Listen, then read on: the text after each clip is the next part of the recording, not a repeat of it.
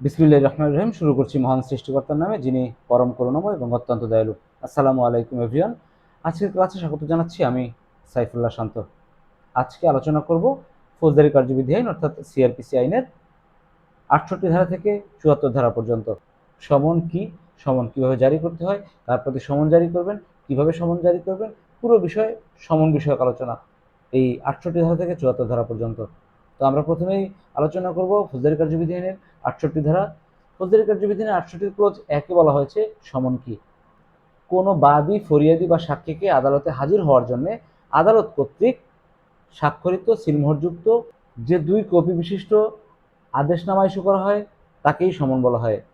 ফৌজদারি কার্যবিধি আইনের ৬৮ ক্লোজ ২ উপধারায় বলা হয়েছে যার দ্বারা সমন জারি করা যায়, অর্থাৎ কে সমন জারি করতে পারেন।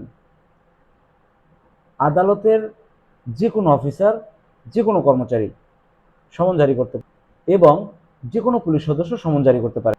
ফৌজদারি কার্যবিধি আইনের ৬৯ ক্লোজ ১, ৬৯ ক্লোজ ১ উপধারায় বলা হয়েছে সমন জারির পদ্ধতি, অর্থাৎ সমন কিভাবে জারি করতে হয়। যার প্রতি সমন জারি করা হবে উক্ত ব্যক্তিকে ২ কপি সমনের ১ কপি বুঝিয়ে দিয়ে বা ১ কপি প্রদান করে বা ১ কপি প্রদানের প্রস্তাব করে সমন জারি করা যায়।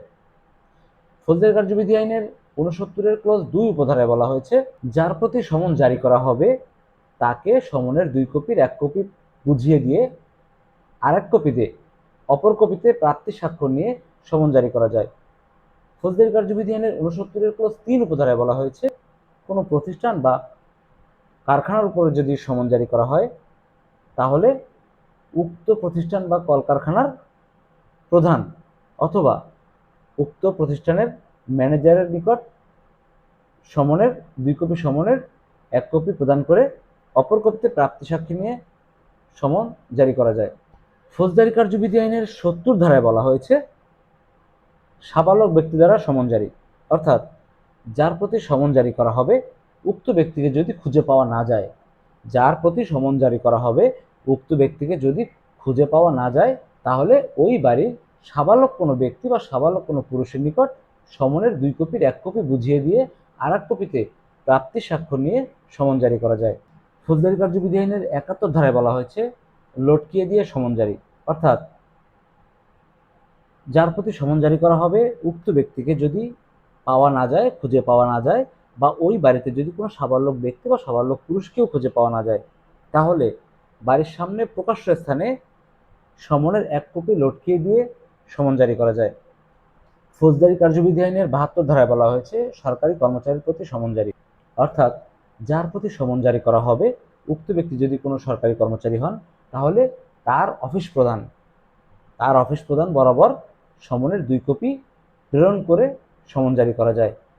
উক্ত অফিস প্রধান সমনের ২ কপির ১ কপি যার প্রতি সমন জারি করা হবে তাকে ১ কপি বুঝিয়ে দিয়ে অপর কপিতে প্রাপ্তি স্বাক্ষর নিয়ে সমন জারি করবেন।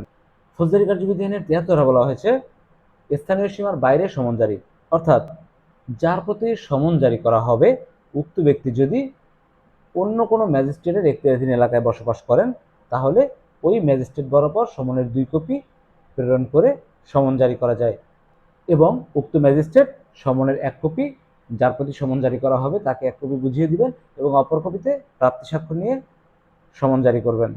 ফৌজদারি কার্যবিধি আইনের ৭৪ ধারায় বলা হয়েছে সমন জারির প্রমাণ, অর্থাৎ সমন জারিকারক অফিসার যখন আদালতে উপস্থিত না থাকেন সেক্ষেত্রে উক্ত আইনের ৬৯-৭০ ধারা মোতাবেক সমন জারিকারক অফিসার সমনের অপর কপিতে প্রাপ্তি স্বাক্ষর নিয়েছেন, ইহা আদালতে প্রমাণ করা যায় যে সমন জারি করেছেন। উক্ত কপি দ্বারা সমন জারির প্রমাণ করা যায়। চলে যাচ্ছি কিন্তু যাচ্ছি না, দেখা হবে পরবর্তী ভিডিওতে।